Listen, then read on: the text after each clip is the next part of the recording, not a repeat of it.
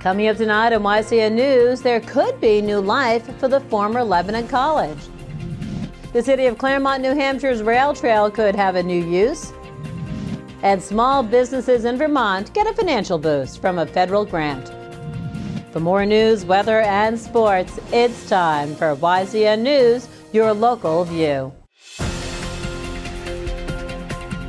Now, your daily digest of the Dartmouth Lake Sunapee region, southern Vermont, and Windsor County.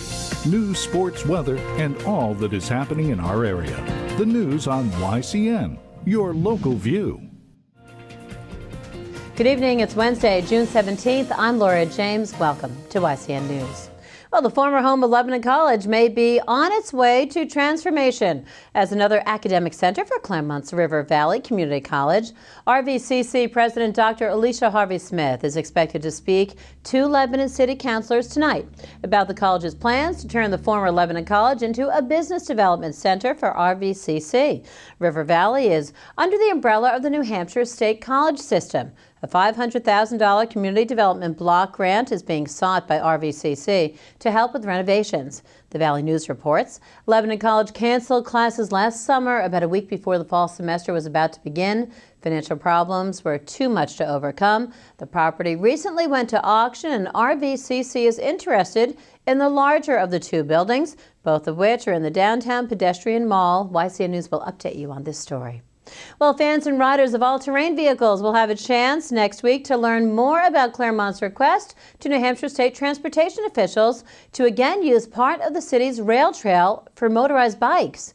It's been at least a year that a portion of the ATV trail connecting Claremont to Newport, New Hampshire has been off limits to the four-wheel vehicles. The city petitioned for a waiver. Now a public hearing next Tuesday, June 23rd, will update residents and rail fans on where the city stands. The hearing is set for 6:30 to 9 p.m.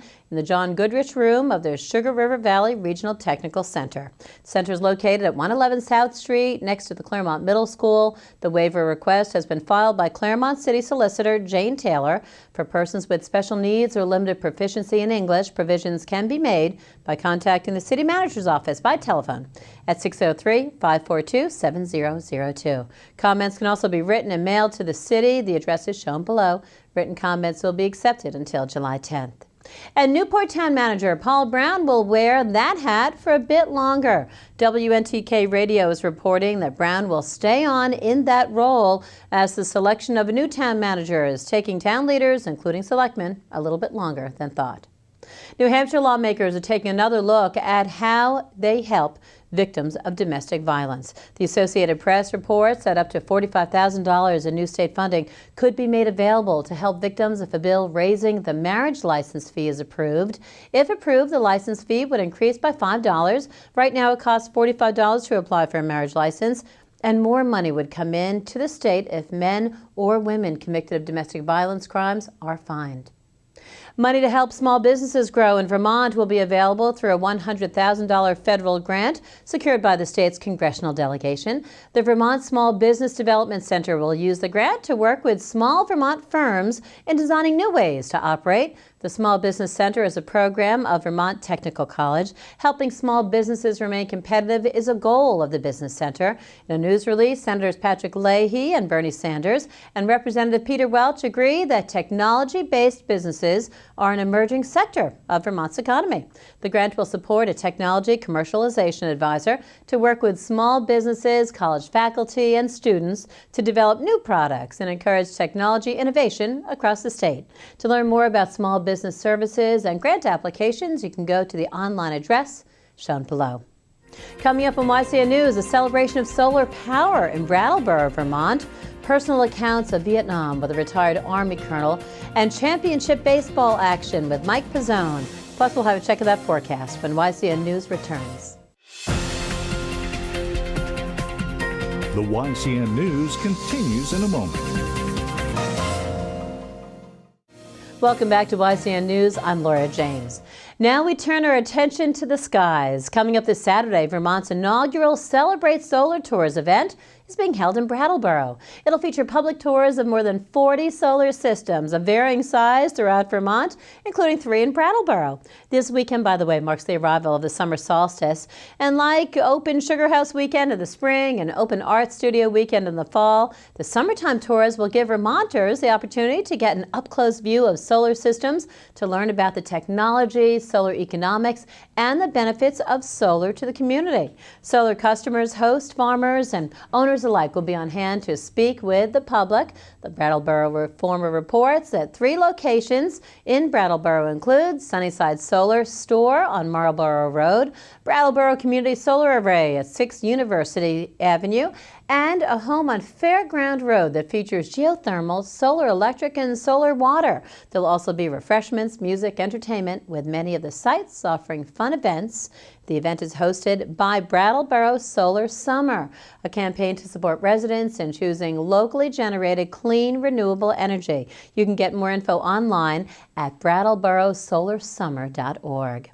Also in Vermont, lawmakers in that state are taking a more detailed look at how to rein in school spending. That, according to Vermont Public Radio. Legislators in the Green Mountain State have earmarked $300,000 to study how much it should cost to educate a child in the public school system. Even so, according to VPR, it remains unknown how that sum will determine the correct cost per pupil.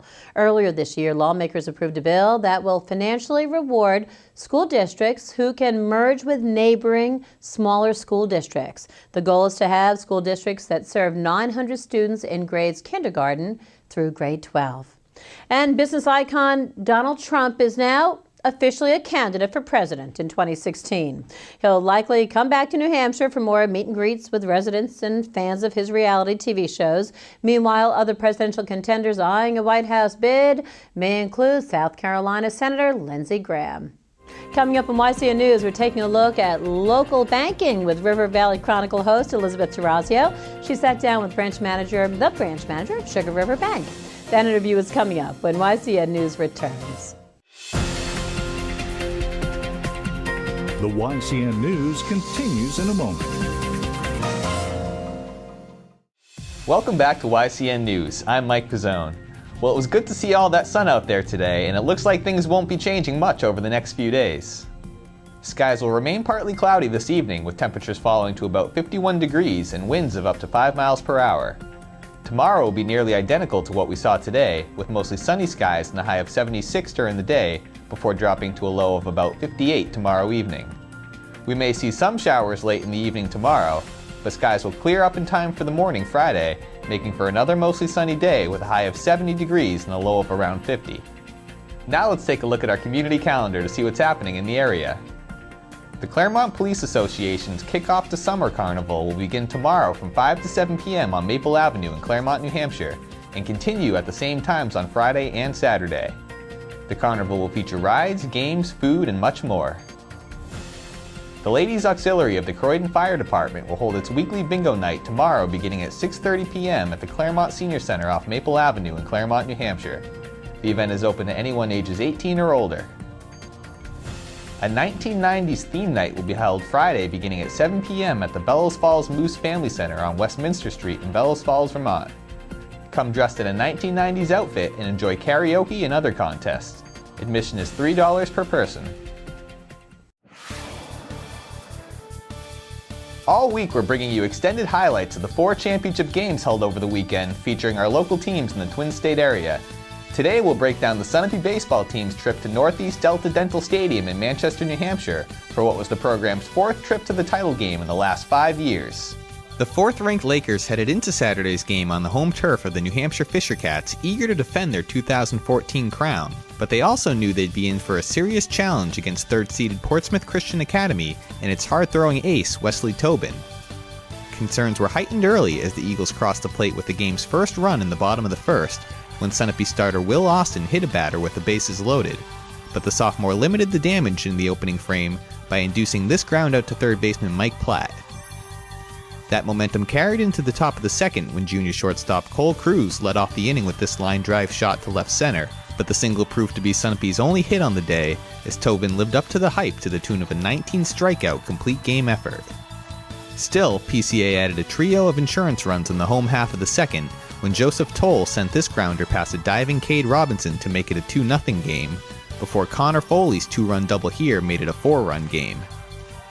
Luckily for the Lakers though, a heads-up play by catcher Ben Robinson resulted in Foley being tagged out at third to end the inning. Sunapee benefited from a little bit of patience in the top of the third, as a leadoff walk to Kira Lucas and back-to-back walks to Cade Robinson and Ben Robinson brought Cruz back to the plate with the bases loaded.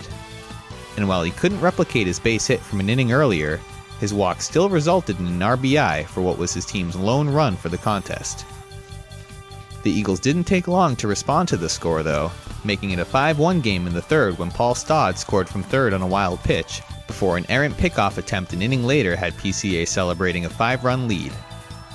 Austin returned to the hill for the start of the fourth, but was pulled after recording the first out to cap off a 5-hit, 7-strikeout performance. And things didn't fare much better for the Lakers with Cruz throwing in relief, as a costly wild pitch in the fifth increased the deficit to 7-1, before this RBI single off the bat of Sean Bradley and this 2-run single by Toll rounded out the game's scoring. Cole shut the Eagles down in the sixth, capping off a 2-hit, 2-strikeout effort. Sunapee managed 2 more base runners in the contest when Austin walked in the sixth and Platt drew a walk in the seventh, but Tobin made sure they wouldn't hurt, inducing the final out on a ground out to second to clinch a 10-1 victory and PCA's first title since 2010. I spoke with Sunapee coach Tom Frederick after the game, who didn't hesitate to credit his young team for its 15-5 season despite coming up 1 win short of its ultimate goal. I'm really proud of the guys. I thought, although we didn't get the result we wanted today, getting to this park is the goal and dream of every team that plays baseball in the state. We've been fortunate enough to get here a few times, and we didn't get the result we wanted. You got to tip your cap to their pitcher today. He threw a great game, but at the same time, I thought our guys did a nice job. We weren't as crisp as we could have been, and a lot of the younger guys are just really scratching the surface of their talent. No seniors, a lot of freshmen, a couple 8th graders out there today. Disappointed with the score, but not with the result of the season. Be sure to check out tomorrow's broadcast when we break down the Bellows Falls baseball team's first trip to the title game since 1999. That does it for YCN Sports. I'm Mike Pizzone. Okay, Mike, thanks so much. Now, coming up tomorrow, Bellows Falls took on BFA Fairfax in Burlington, Vermont. In another championship game, we'll have those results on Thursday. Now, I'm hoping you've had the chance to see our interviews this week with retired U.S. Army Colonel Clint Granger. A lot of personal stories and insight into his experiences in Vietnam. Well, tonight after the break, stay with us. YCN's Capital Connections host John O'Connor continues that conversation as they talk about the Colonel's first tour in Vietnam when YCN News returns. The YCN News continues in a moment.